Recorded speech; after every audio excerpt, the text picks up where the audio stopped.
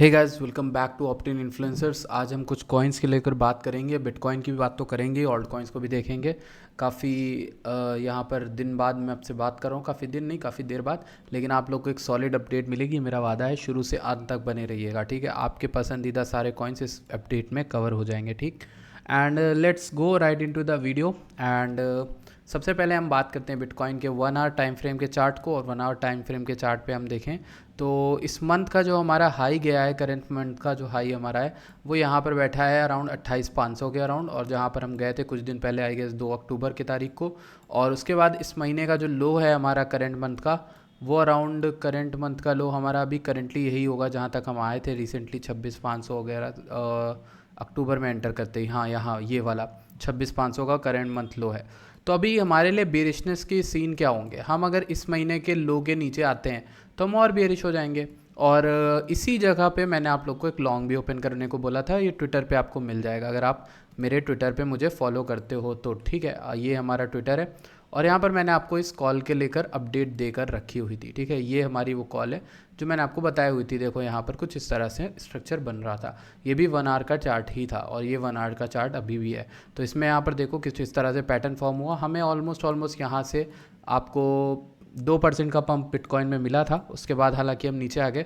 इस कॉइन के पंप के बारे में मुझे आपसे बात करनी है कि क्यों आया था, वो ज़रूरी है हमारे लिए, क्योंकि दिखा देता हूँ आपको, एक minute, let me show you. ये ऐड दिखा रहा है। तो ये यूएस के एसईसी ने कहा कि does not plan to appeal for against Grayscale bitcoin ETF.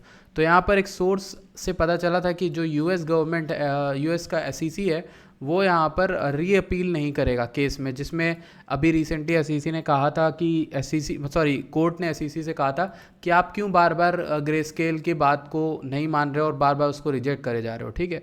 तो ये चीज़ को अगेंस्ट बोला था और इसी चक्कर में इसको फटकार लगाई थी, कह सकते हो, एसईसी को, यूएस के कोर्ट ने, ठीक है। तो उसके बाद क्या बोला कि boosting the odds GBTC can become a bitcoin ETF.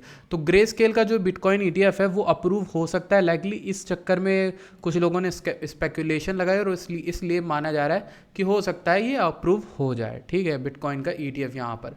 तो ये सिर्फ एक स्पेकुलेशन है, ऐसा हुआ नहीं है कुछ। यहाँ पर खबर आई कि ऐसा है, फिर उसके बाद यहाँ पर एक गुड न्यूज़ की तरह देखा गया कि भाई अब एसईसी को सीधा जवाब देना पड़ेगा। लेकिन एक बात मानो, एसईसी के पास अभी भी चांस है कि ये इसको डिले कर दे बिटकॉइन के ईटीएफ को, ठीक है। तो डिले अभी भी कर सकता है, बस इस बार इसको एक सॉलिड रीज़न देना होगा। कोर्ट ने ये कहा कि आपके पास कोई रीज़न नहीं था, आप फालतू में एक ही चीज़ को कह रहे हो जो स्पेकुलेशन और जो नॉर्मल चीज़ें हैं जो बाकी एसेट्स में भी हो रहा है, तो वही रीजंस बता के आप बार बार रिजेक्ट कर रहे हो ग्रे स्केल का बिटकॉइन ईटीएफ। तो आप कुछ सॉलिड रीज़न दो, इधर अच्छा केस बनाओ या फिर आप बार बार ये चीज़ ना करो, अप्रूव करो उसको। तो ग्रे स्केल ने केस कर दिया था इनके अगेंस्ट रिसेंटली, जब एसईसी ने उनकी बात नहीं मानी थी और इनके अगेंस्ट बोला था कि भाई हम नहीं अप्रूव करेंगे। लेकिन अब एसईसी कह रहा है कि ठीक है, हम री अपील नहीं करेंगे इनके खिलाफ, हम देखते हैं क्या करना है। तो आगे चल के हो सकता है बिटकॉइन का ईटीएफ अप्रूव हो या फिर एसईसी को एक सॉलिड रीज़न बना के आपके सामने आए और एक और बार बिटकॉइन को यहाँ पर न्यूज़ दे कि भाई बिटकॉइन ऊपर नहीं जाएगा। तो उसके बाद आप देखोगे bitcoin short above $27,000 after the news came out. तो यहाँ पर 27,000 के ऊपर हम लोग गए थे, न्यूज़ कह रहा हूँ। तो ये न्यूज़ वाइज स्पेकुलेशन है, ये टीए वाइज है। मैंने टीए वाइज आपको पहले बता दिया था न्यूज़ आने से पहले, तो इसीलिए मैं कई बार कहता हूँ कि न्यूज़ जो होती है आने वाली वो टीए में दिख जाती है, कई बार वर्क करती। अच्छा, अभी के लिए हम इसको इस तरह से देख सकते हैं, हमारे पास रेजिस्टेंस जो है ना वो काफ़ी है यहाँ पर ऊपर के साइड में, और इस मोटे रीजन में रेजिस्टेंस काफ़ी है। तो एक बात तो सॉलिड है, समझ लो कि हम अगर 4 घंटे में यहाँ आ जाएं 27,200 27,300 के ऊपर तो हम बुलिश हो जाएंगे, ठीक है। शॉर्ट टर्म बुलिश का मतलब है उसका टारगेट आप पिछले महीने के हाई तक तो रख ही सकते हो, और ये हमारा कम से कम यहाँ 29,000 तक, हमें 28,000 तक तो लेके आ सकता है। तो हमारे यहाँ पर जो ईएमएस के रिजेक्शन है, हमारे सप्लाई जोन हैं, ये सब एरियाज हमारे यहीं पर भी बैठे हुए हैं, ठीक। तो इस वजह से मैं ये कह रहा हूँ कि भाई हाँ, हो सकता है कि यहाँ पर इस तरह से चीज़ें हों। तो रेजिस्टेंस यहाँ पे मिल सकता है। ईएमएस यहाँ पर 3 ईएमएस तो एक साथ बैठी हुई हैं। कौन सी जगह है ये बता देता हूँ आपको। ये एरिया है 27,150 से लेकर 27,000 के बीच का। इस एरिया में 3 ईएमएस हमारी बैठी होंगी ऑलरेडी, ठीक, आपको दिख रही। तो ये हमारा बिटकॉइन का अपडेट है। क्या करना चाहिए क्या नहीं करना चाहिए, बिटकॉइन अगर ऊपर आए मेरे हिसाब से एक शॉर्ट बनाना चाहिए। मैं लॉन्ग की कॉल में ऑलरेडी हूँ, लेकिन वो तब होगा जब इसके ऊपर आके क्लीन क्लोजिंग मिले, तब ये ऊपर जाएगा। लेकिन अगर यहाँ पे आके ये कुछ बेरिश कैंडलस्टिक बना दे तो मैं शॉर्ट करने के मूड में रहूँगा। फिलहाल अभी प्लान क्या है मेरा कि ये दोबारा से हो सकता है हमारे एंट्री के अराउंड, मंथली के लो के अराउंड है, उसको टेस्ट करे फिर ऊपर भाग जाए ऊपर की ओर, तो मैं लॉन्ग वहाँ बनाऊंगा।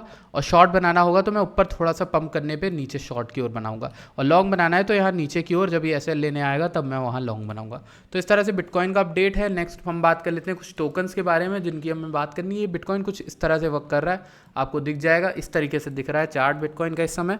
और लेट्स सी कि बिटकॉइन में और क्या दिख रहा है। बिटकॉइन के अलावा हम यहाँ पर रून की बात करेंगे, क्योंकि रून एक अच्छा टोकन है, रिसेंट में काफ़ी अच्छा पंप भी किया था। हालांकि रून का जो पंप है ये थोड़ा सा वीक होता हुआ नज़र दिखता है, क्योंकि एक वी शेप रिकवरी इसने करी और सडनली इसने जो रिकवरी की वो काफ़ी फास्ट रिकवरी थी। आप देखो यहाँ से पूरा जो गिरा उसको सॉलिड इसने ऊपर ले गया। तो कहीं ना कहीं जो इतना पंप बड़ा आया उससे हम लोग को काफ़ी प्रॉफिट हुआ। एक्चुअली मैं इसमें लॉन्ग में भी था पर्सनली, तो अगर आप देखोगे कि अच्छा खासा पंप था और फेक आउट नहीं दिया, इस बार उठा। लेकिन अब आप कर क्या सकते हो, आपके पास ऑप्शन ये कि यहाँ पर इधर this could be an area जहाँ पर आप एक लॉन्ग बना सकते हो, ठीक। और लॉन्ग का एसएल जस्ट इस लो के नीचे रख लो या फिर पिछले लो के नीचे लग लो। दूसरी चीज़ क्या कर सकते हो, इसको शॉर्ट करने का अभी तरीका नहीं है। इधर जो जितना डंप हुआ है यहाँ से, मान लो जितना भी डंप हुआ है उसका 50% रिट्रेसमेंट अगर करे 1.75 या 1.8 तक आता है, तो वहाँ से आप इसको शॉर्ट करने की सोच सकते हो। पर अभी शॉर्ट नहीं करो, क्योंकि अभी एक एरिया ये जो है वो आपका एरिया आसपास है नहीं, ठीक है। अच्छा, एक और कॉइन की बात करनी है जो काफ़ी अच्छा पंप करा है, जिसके बारे में मैंने आपको बताया हुआ था, टीआरबी, लेकिन उसका मैंने आपको शॉर्ट की ट्रेड दी थी, ठीक है। अब इसमें हुआ क्या है आप समझ सकते हो क्या हुआ होगा, आपको बता चुका हूँ कॉन्सेप्ट क्या है।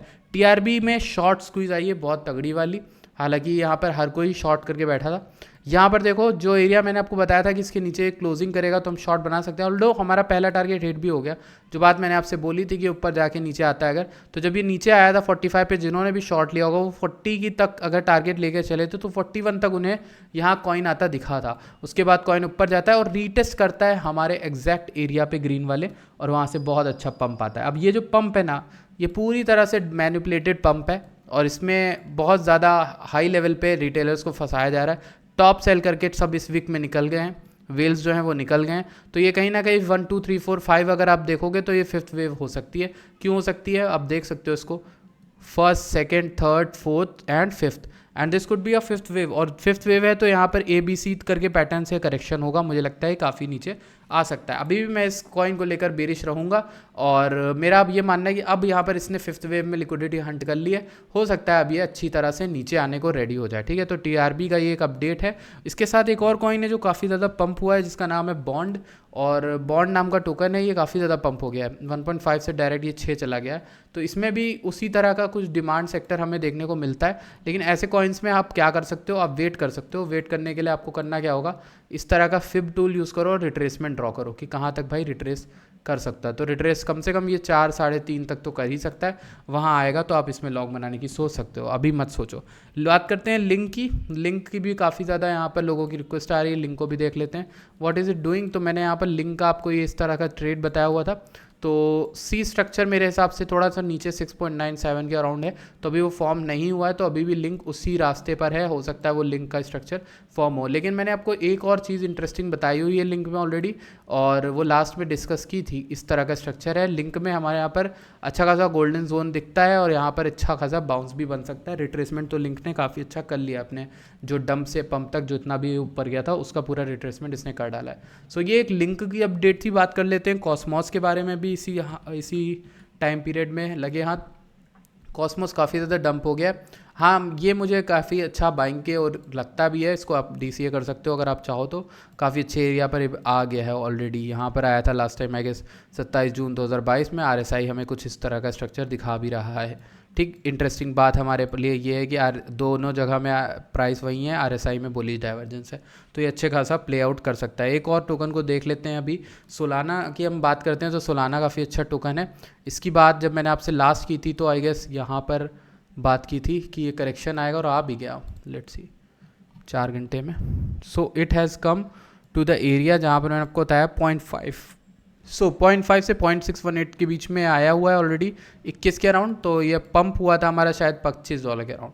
तो इसमें भी यही है कि इस एरिया के बीच में ही बाय करना, नीचे एसएल ले लेना और ऊपर की ओर टारगेट हमारा रहेगा पहला 26.96 और 29 तक टारगेट तो रहेगा।